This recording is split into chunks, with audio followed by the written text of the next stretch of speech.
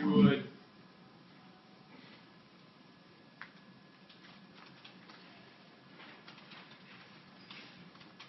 inside your find is where you're printing them out before you compare them.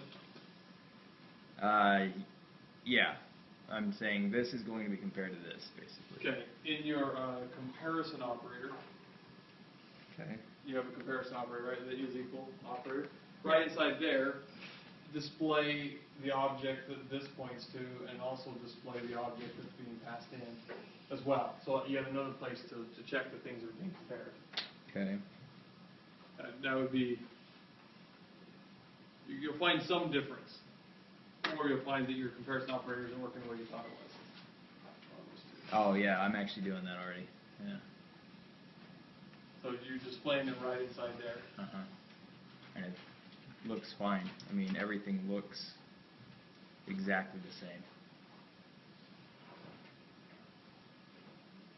And your comparison operator, if I recall right, is only looking at age? No, I switched it to SSN. It's okay, comparing SSNs. And how are you comparing SSNs? How should you be comparing SSNs? String compare. Okay. How am I doing it? Not string compare.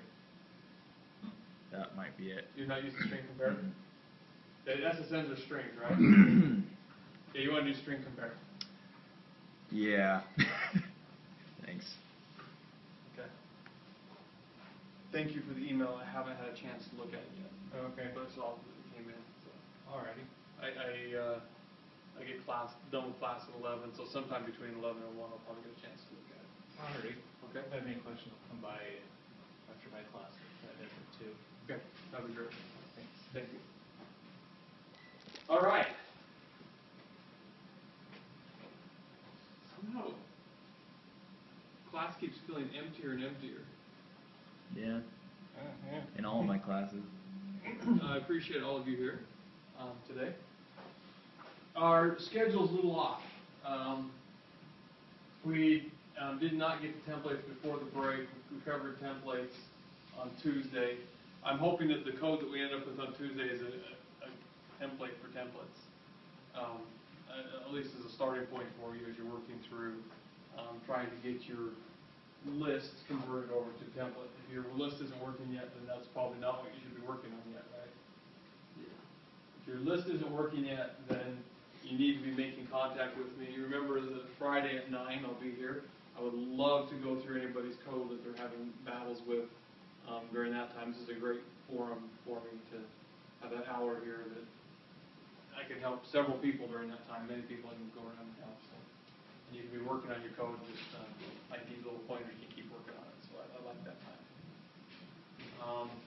Missed it last week. Anyway, the template list is there. We might shift our schedule a little bit as far as the assignment due dates and so forth coming up here.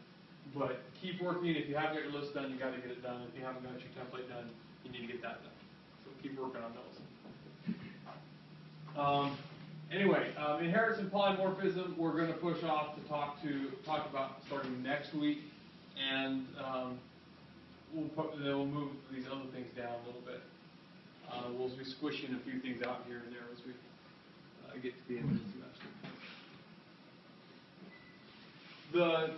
The next series of assignments, the shapes 1, 2, and 3, and the connect 4, 1, and 2, those are sequence assignments. So in the shapes assignment, by the time you're done, you'll have a simple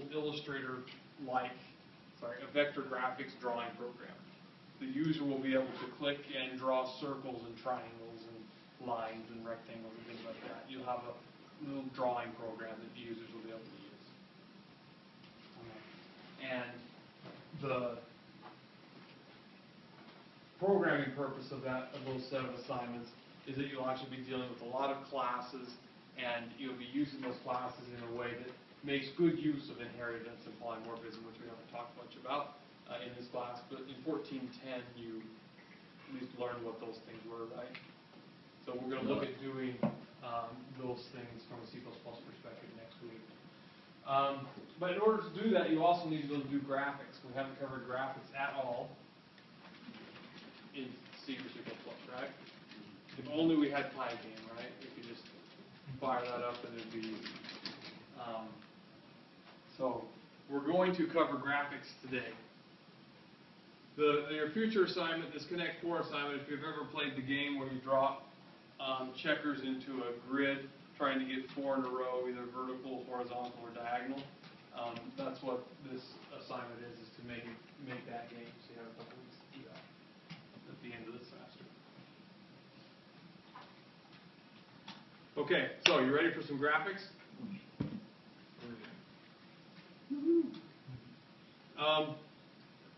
I'm in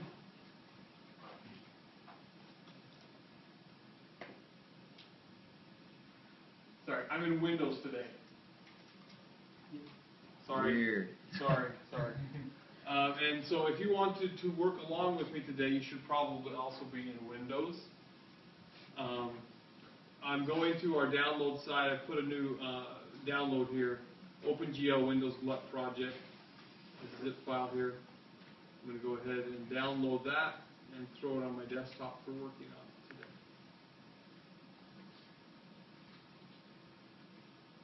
Actually, that's not what I meant to extract it.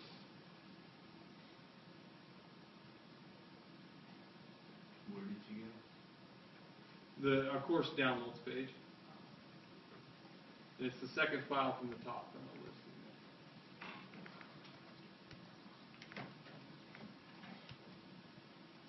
One time the computer was already in use. I accidentally went to 3100 Wiki. Yeah.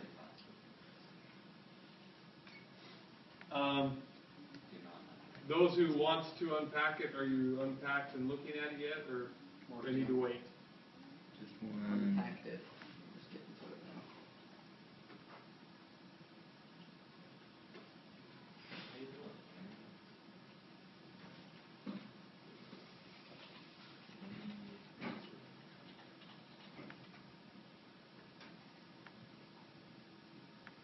You have to have Visual Studios to do it. Yeah, it is a Visual Studio project. I'm sorry. Oh, Yeah. I don't have that installed on my laptop. Okay. The copy, it's $8 for the whole. I've got it, I just don't have it installed on my laptop. Sorry, that's kind of sudden of me to switch to the other world.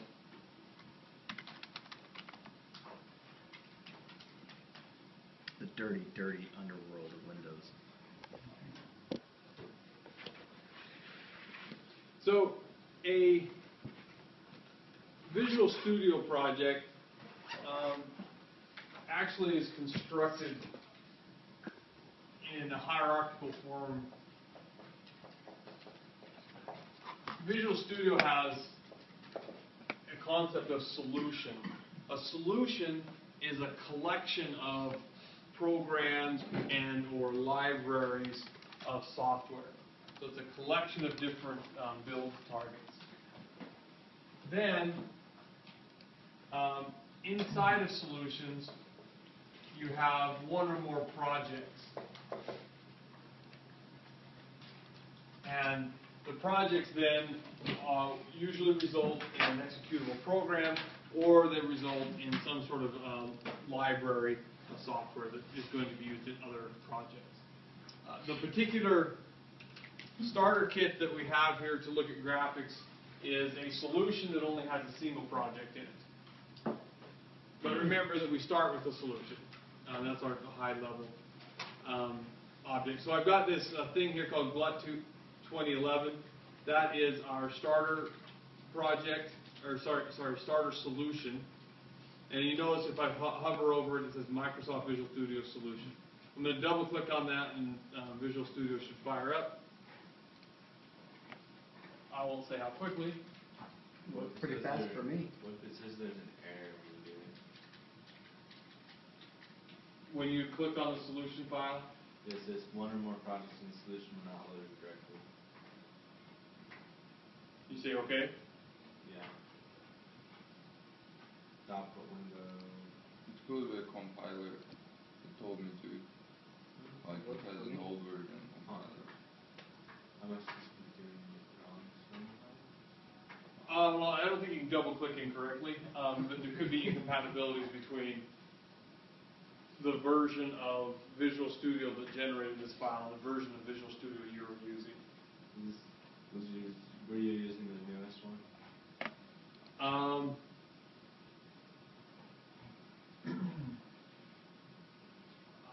I think this was Visual Studio 2010. It works for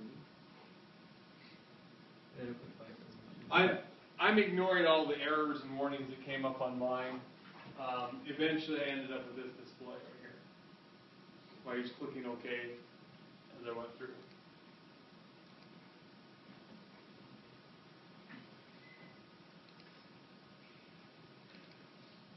Hey, be good now. I moved it to the Visual Studio to save files directly. Well, sometimes you just have to pull it out of the zip folder because it's like, you can't look at everything in there. Yeah, if you're trying to open it from within a zip folder, then I'm sorry. Yeah, that doesn't work. I'm pretty tired, so I might have. Yeah. You gotta be outside the zip. Okay, so when you see this kind of a display, you notice that there's a solution here called GLUT 2011, and within it there's one project. The project is called GLUT 2011. If I had multiple projects, they'd be listed down here in the tree format here underneath the solutions. If I expand my project, then you can see that it's a fairly simple project. It has one CPP file, it's got one header file, and it's got a text file in it and some external dependencies. But these are the only source code within here. There's a lot of external dependencies. Yeah, if you want to open that up, you can have fun with it. Oh my goodness. But I'm not going to open it up. External dependencies are code that your code includes. But every time you have a pound include inside your code and includes some system library or something else, that gets included in the external dependencies.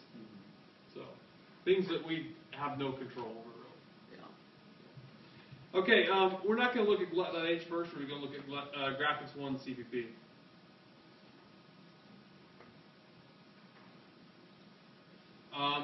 This is the source code for a very, very simple drawing application.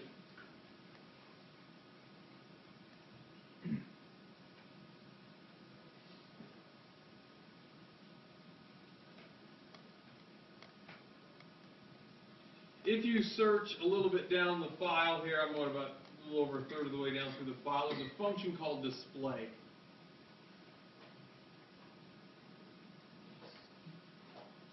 Okay, if you worked in the CS3005, in the platformer game, and the asteroids game, then you probably remember the paint method. That you would draw the window every time a frame occurred. Okay?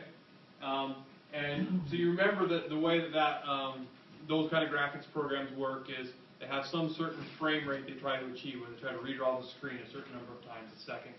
And there's a function then that just draws the screen every time that needs to be drawn.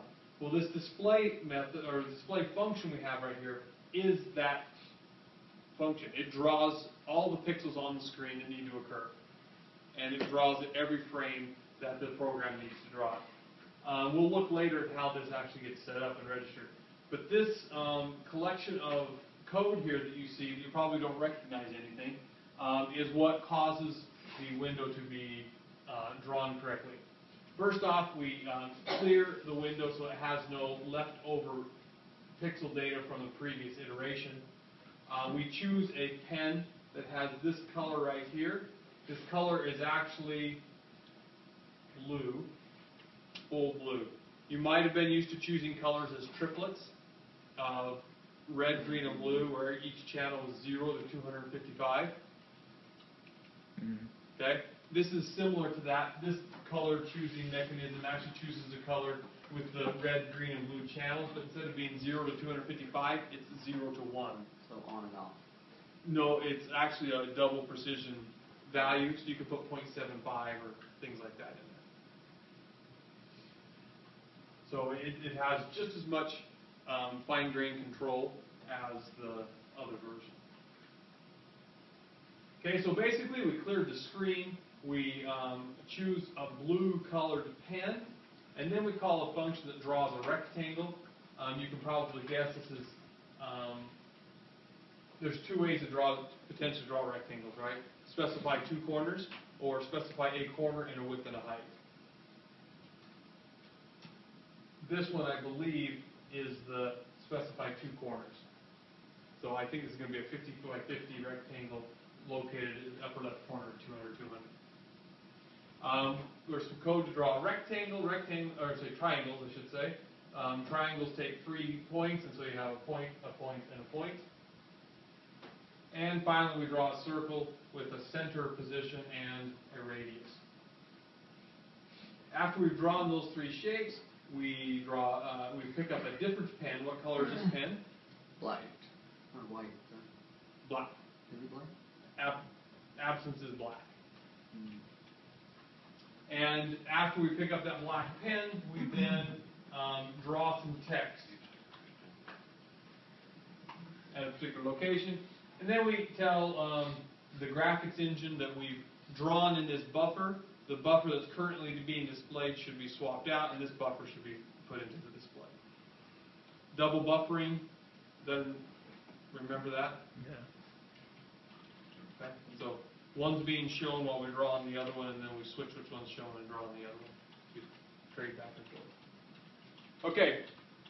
So there's a lot of other code around this, but let's go ahead and try to run this code and see if it works. If we actually see the 3 shapes and the text that shows up. So if you're in Visual Studio, this is for those of you who've been working in Linux the whole time. In order to build your program, there are all sorts of shortcuts and so forth, but I'm going to use the menu system for right now. There's a build menu up here with several different options. Clean solution can be your friend if things just appear to be broken. Sometimes it's good to go clean out all the object files and rebuild everything. Or sometimes you want to pack up your sources if you don't want to pack up all of the compiled code with it. So clean solution can be good for you that way. Rebuild solution basically does a clean and then does a build. Build solution is the one I'm going to select right now. Build solution is like the make file. Remember how make file only compiles those programs that need to be compiled based on timestamps? Build solution does the same thing. Now it says solution there, so that's actually going to try to build all of the projects within my solution. All one of them. If I only want a particular project, then underneath the build menu there will be a section here for each project, and I can go and build just the individual project. But F7 or build solution is the easiest option. It's usually what we want to do. Okay, as the build process occurs, this window down here will get the output messages from the compiler and from the linker. And you can see in this case that I gave you code that doesn't have any warnings or any errors in it, so all you see is that it compiled and linked up. In the end, this executable file was created, glut211.exe, and there's the path where it's located. It's stuck over in some weird folders. What I consider to be weird folders. I'm from the not Windows world. So. Still weird folders. Okay, so if I wanted to go hunt down my executable and run it, I could actually go into my folder system and browse through. Don't do this.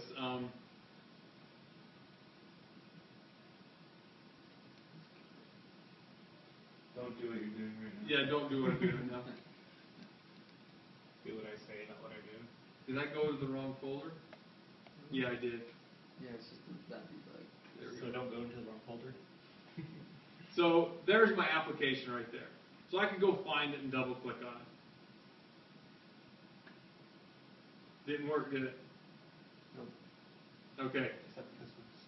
The more appropriate way to try to test my code would be to, after I build it, go to the debug section, and I can start running my program. I can either start it with the debugger attached or without the debugger attached. Normally, I'm not trying to chase intricate errors, and so I'm going to run it without the debugger attached. And now it runs just fine. I'll explain that in a second. So typically when you're working on an executable project in Visual Studio, You build, and then you go to run it without debugging to run it right there. Okay, we see what we expected to see? Yep. Okay,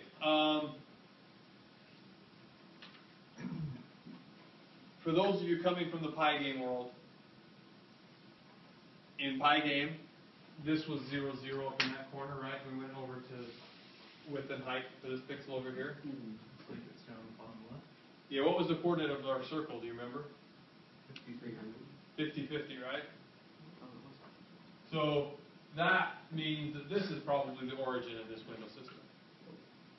Which is weird, right? And sorry? Most of the things start from top, right? On The top left? Yeah. So the default is the bottom left is C++ 0, 0? was written correctly. Well, the library of code we're using right now is OpenGL. And OpenGL is actually somewhere underneath Pygame as well. But the particular configuration that we have here, Bart actually constructed this starter kit that we're playing with. You might know that Bart's PhD was in graphics research. No. Yeah. So, Bart's like really an expert in this stuff. Anyway, Bart knows that something like OpenGL can be reconfigured. You can actually take this window and map it, the coordinate system, any way you want, so that you can actually give it spherical coordinates or whatever you want to do to it. I mean, it's really quite flexible that way. So when Bart constructed this graphics starter kit, he made sure that this was the origin and that it went like you're expecting it to be. The people who created Pygame didn't do that. So yeah, this is the first quadrant of the Cartesian coordinate system. Because in all honesty, I hate sitting there and you're like, okay, this is X and Y, but Y is all positive. Messes with you. Yeah. So anyway, this is lined up correctly, the way we expect it to, from our math classes, not from our programming classes. Yeah. Okay? So whatever frame rate this is drawing at, it's not blinking or anything, right? It's going smoothly, but it's just drawing the same thing over and over again, so there's no animation, nothing going on of interest here. But we can easily change the text or the shapes that are being drawn. All we have to do is, it respects the escape key, by the way. But you're going to explain why it worked there but not. Oh, thank you for reminding me. Okay, so if I actually go and explore the folders that I gave you a little bit more, there's a library right here, glut32.dll. That's a dynamic link library. That's what DLL stands for in the Windows world. What that means is it's a library of code that your program expects to use, but it doesn't actually take all of those executable object code and move them into your executable itself. They reside out here in a library. So that at runtime, when your program runs, it locates that library and loads the code dynamically as it needs it and runs it. Okay, this is beneficial from a number of perspectives. One perspective is if you have dozens of programs that use a particular library, you don't want to replicate all of that code that's common, right? Otherwise, your executable will bloat and they have too much code in it, more than they need to, because it's common. You might as well keep it out separate. Okay, so for efficiency of the size of executables, we like to do that. So your executable, all it has is a reference. I need glut32DLL when I run. Okay? Now, the other reason to do that is even not just disk space consumption, but also memory consumption. If there are multiple programs running simultaneously that need that same library, then really that library actually only gets loaded into memory once, and the multiple programs are just using different parts of memory at different times to actually share that executable code. So it's efficient on disk space and it's efficient on system memory. So, okay, the problem with dynamic link libraries is when you run your program, it has to find it.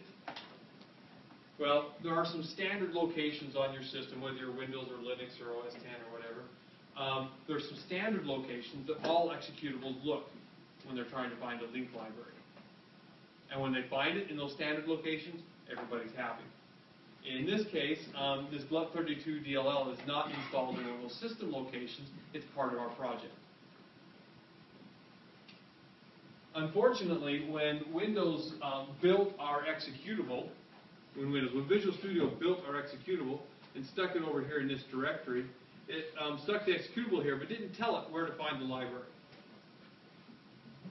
So that when we just click on this, it doesn't know how to find the library. When we run from within Visual Studios then constructs everything correctly so that the library is found when we run it. So if you wanted to allow somebody else to run your program and you didn't want them to have Visual Studio to do so, then you would need to make sure that you package things together. For example, I could come over here in my debug directory and I could copy the link library into there, and now I can run it. Okay. Because by default, one of the places it looks is the current directory where it's at. So I'm going to actually not leave my system in that state, but so you could still pull it off. And really what happens is when Windows is running your program, it actually runs it in this folder right here where the DLL is located, even though, and then it gives a path to find your executable, but runs it with this as its current working directory. So that's why it works. And that was the DLL you moved into the folder. That's correct. GLUT32.dll. And what does it mean for it to take the void parameter and display? Oh, that means the same as if there was nothing. It's empty. Older versions of C actually required you to declare that you didn't want parameters. So there's legacy code that runs around and still has that in. This is one of those. Okay, if I wanted to move my circle, of course, I could just go ahead and change its coordinates. And then rebuild my solution, or build my solution again, and then Shift F5. Control F5. Control F5. To run without debugging. And my circles move. Wow, that's like magic. Not Just like bad. with the dog. Yeah, we should make you redraw your pets in. Oh, dear. No, Once that thing, no, we shouldn't. Once that thing goes, I just realized a couple days ago that I don't have my virtual pet anymore. I was gonna look it up and reminisce. You lost it? Yeah, I lost my pet. Oh, shoot. Ran away. Put signs up. Virtual pet missing. We're last seen on the school computers. Yeah, I don't know. Beware I of got my dogs. asteroid. I was trying to run it, and all those wouldn't run on my computer, and I was like, and I realized I forgot to install Python. Simple solution. Yeah. All right. Solutions are that simple at this point. If we continue our little tour here, draw circle is actually not a primitive. It's not provided by OpenGL.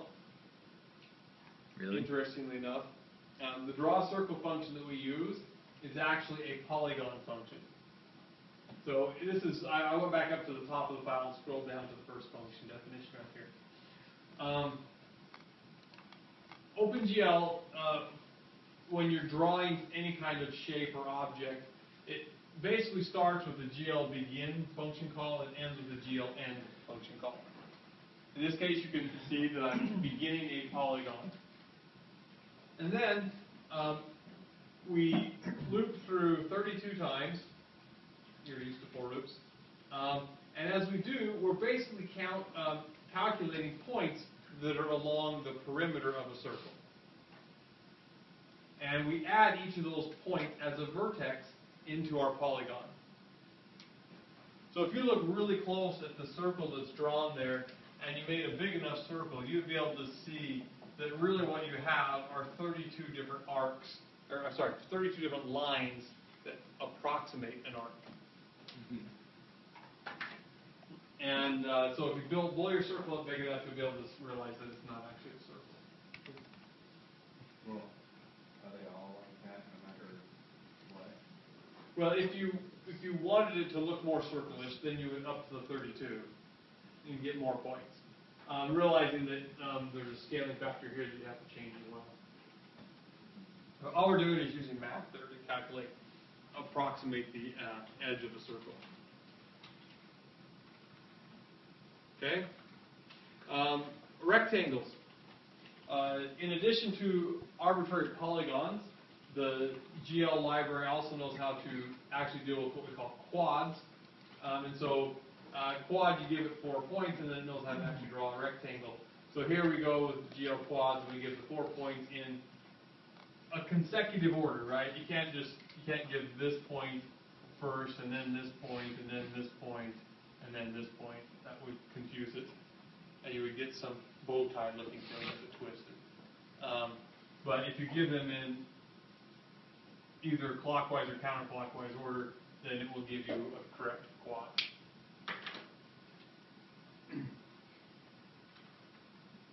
Draw a triangle. We also know about a triangle primitive, and so you can give it 3 points. It's harder to group up a triangle and not specify them in one order or the other. But Is there an advantage to using quads and triangles, not just polygon for everything? yeah, triangles are the actual most basic primitive the graphics cards recognize. So triangles usually draw and render faster if you're really worried about speed. And that's about all I can say about it. The graphics programming, is it 3600, that class? I don't know. That Bart teaches? Anyway, there's a graphics programming class that all those answers could be questioned by a true expert. But that's my understanding, is the triangles are the fastest, because that's what graphics cards recognize.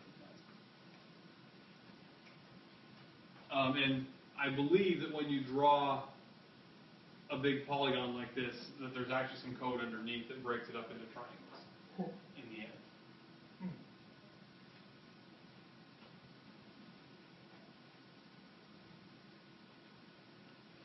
Okay, when we draw text, text is just an ugly beast when it comes to graphics, because graphics we deal with in pixels, and yet text is not, right? It's these shapes that are kind of primitive in nature. And so trying to take them and translate them are difficult. In order to do that, we have to use fonts. This draw text function here is what I would call a kludge. We basically decided that we're going to use one font in our program. And that font is a bitmap 9 by 15. Meaning all characters are in a 9 by 15 pixel box, and the pixels that correspond to any given character are predefined for us in that box. And we just look up the particular bitmap that corresponds to our font. There are much more advanced fonts and ways of doing fonts, but this is at least a start. You'll notice that we're actually using this bitmap 9 by 15. That's actually some global variable created for us somewhere else that is everything we need for a font, and it's created and initialized for us elsewhere in the code that we haven't looked at.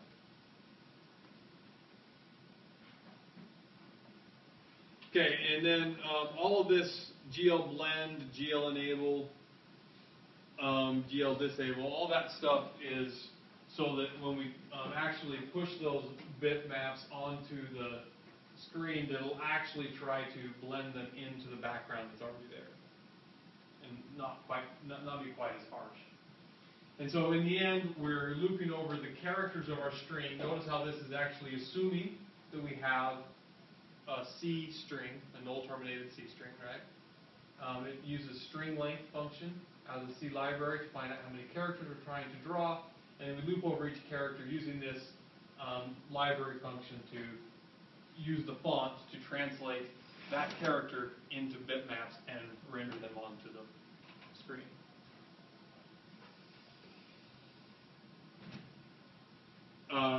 I don't necessarily expect that you'll be making major changes to any of these functions, but you might want to make some other shapes that you want to deal with, or you might want to have several different kinds of fonts, in which case you might need to either modify draw text or make your own version of it.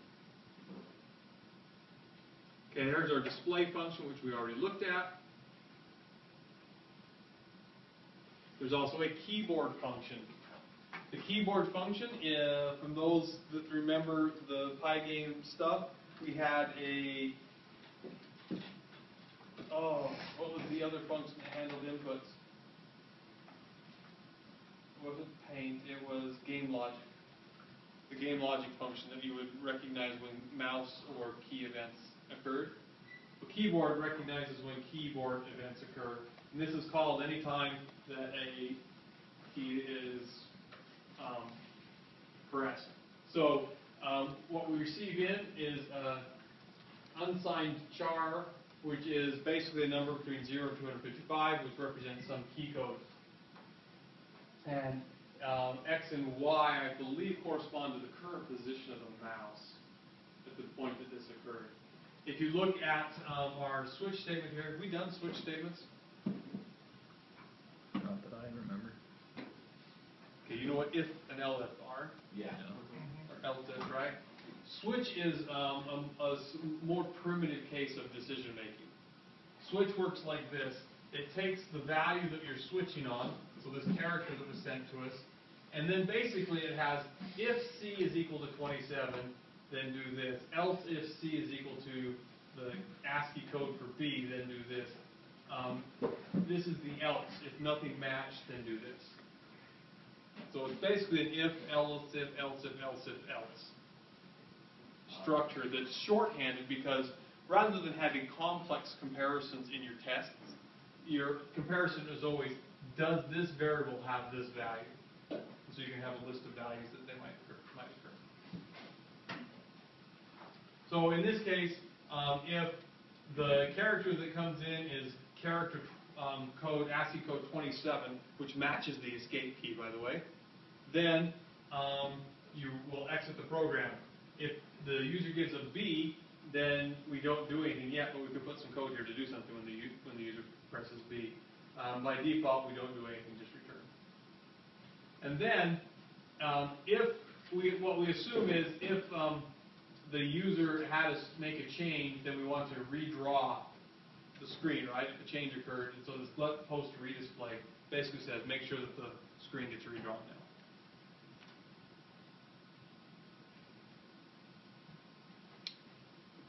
Isn't it always drawing though? I don't think so. Okay, I know that with Pygame we have the frame rate, right? And it is being redrawn constantly. I'm not sure whether this code has that looping in it, so it's constantly redrawn, or if it only redraws when it thinks it needs to redraw. We could find out.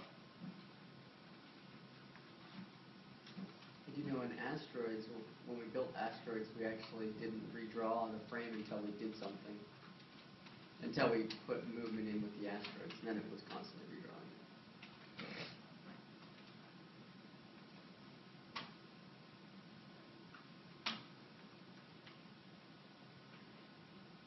Builders, thank you. Print F, identifier not found.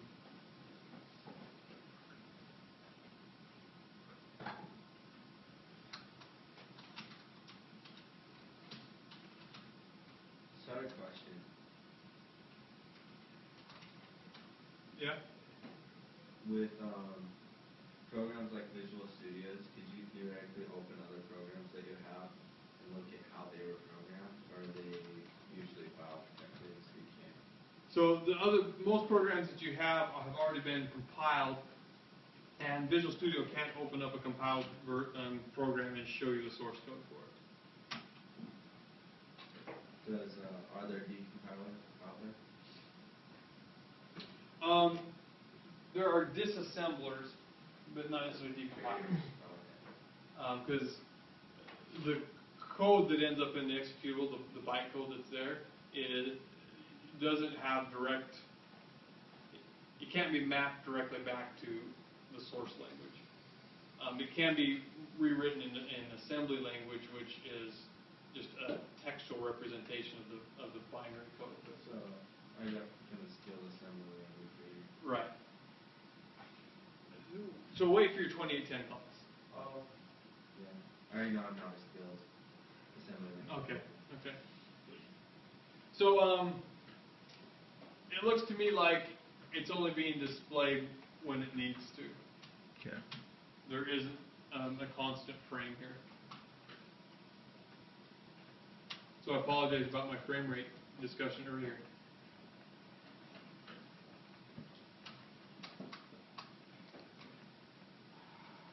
So this is more like graphics stuff, UI than Python. Don't forget to remove your include files here.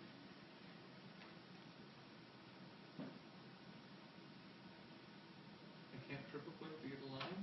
Something like that.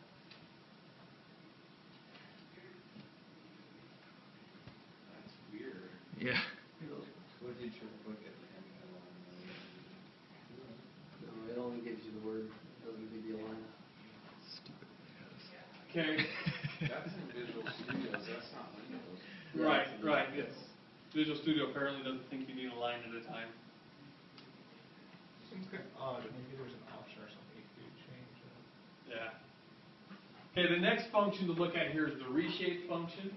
Reshape isn't because you can change whether your window is a rectangle or not, but you can change the size of the rectangle.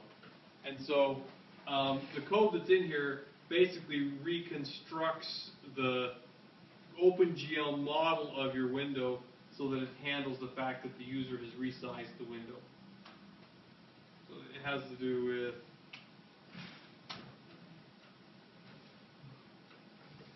if the user grabs the edge and changes the shape by doing that.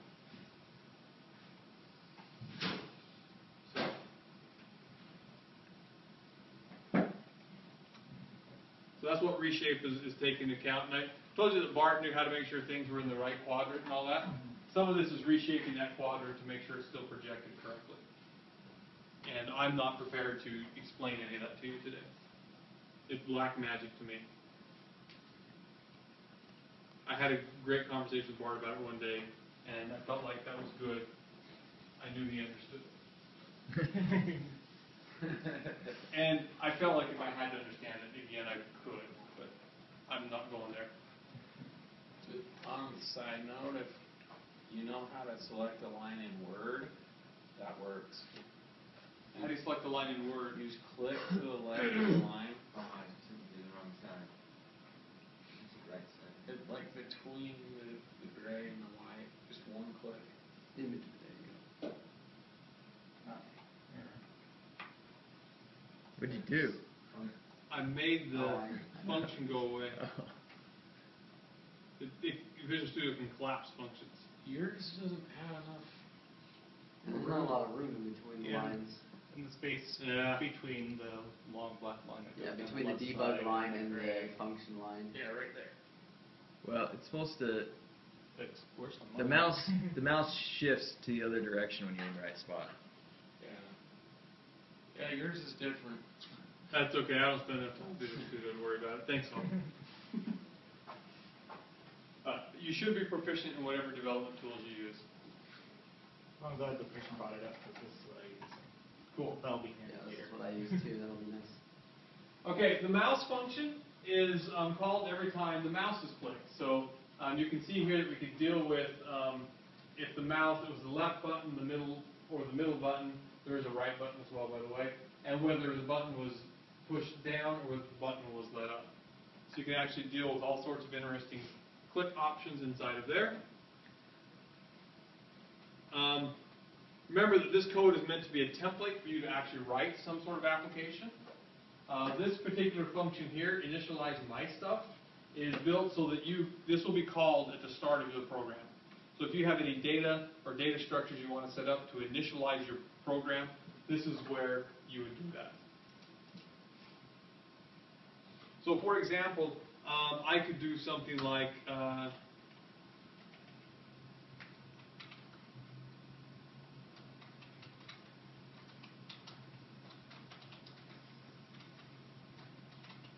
I'm going to have an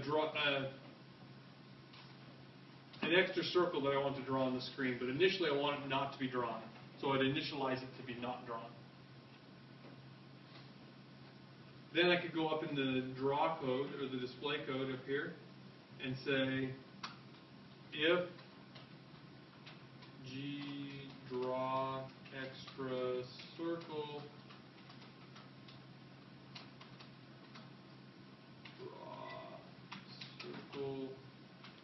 and I'm going to put this one at 200, 100, and have a radius of 50, and I don't want it to look like the other one, so I'm going to change its color.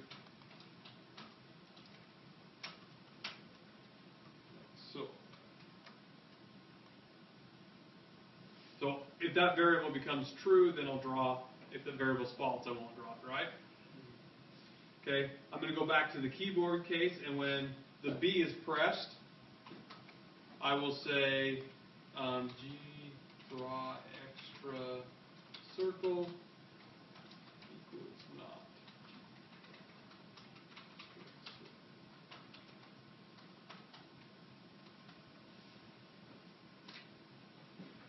What does that do? Set to true. Toggles it, right? It toggles it, yeah. If it's true, it sets it to false. If it's false, it sets it to true. Okay, now the only problem with that is I'm tossing this variable around and I've never declared it, right? So all of these separate functions need to access it.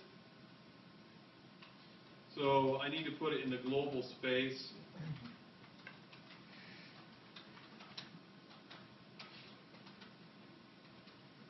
Up here. For me, I put G underbar in front of all my global variables so that I know it's global when I look at it. That only avoids part of the evilness. If I put my real fillings down, I'd name them like that. I would use capitals.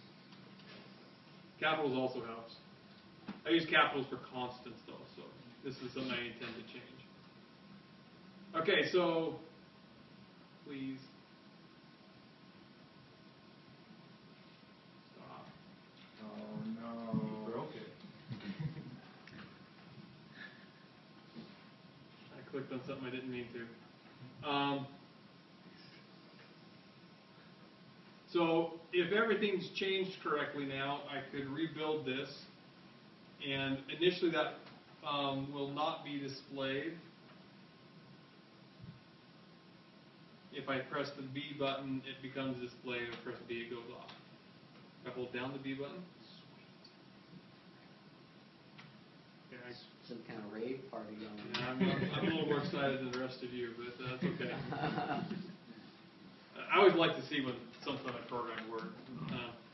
Okay, then down here in the main function, then it basically does all of the setup to make sure that we have a window. It's the starting size and everything gets set up correctly. Sets a title bar message for us. And here are the relevant lines that I wanted to point out down here. We register with GLUT that this function is the function that is called when the window needs to be redisplayed. This is the function that's called when the keyboard event happens. This is the function that's called when a reshape event happens. And this is the function that's called when a mouse event happens. So we're actually passing functions in by name here so they can be called appropriately at the right time. And then you see that we pick up a pen and tell GL what our background color is so that when we clear the bits, this is the color that gets set. So basically that's a white background. We initialize our stuff, and then we call the main loop, which waits for events, calls one of those functions when an event occurs. Those 4 functions that we set up, right? So that's the entirety of this program right there. Again, what you're going to be doing over the next several weeks is writing some additional source code that will be linked into this project so that you can control, as the user clicks to create a circle, you keep track of the circles they've created. And every time you do a display, you display all of the circles they've created. all of the rectangles they've created, you keep track of and display all of them and so forth. So you basically allow them to do some simple vector graphics drawing. Okay, but this is the base kit for you to start from.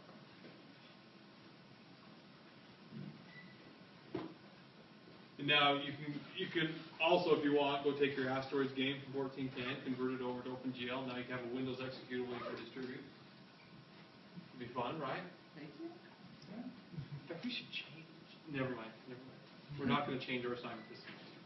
We should change it so you rewrite Asteroids. That would not be fun. Yeah. What? I love that game. Which one? Asteroids? Asteroids from 1410. You It was can fun make to it all play. special with different power-ups, sell it to Addicting Games. Heck yeah. There was one classmate last semester who actually made it to where when the asteroids touched, they changed directions. Oh, really? They bounce off each other. Was it elastic or inelastic collisions? I'm not quite sure. You guys are in physics right now? Uh-uh. Some of the students are in the physics right now. We're actually talking about elastic and inelastic collisions yesterday. So. I came from a physics background, so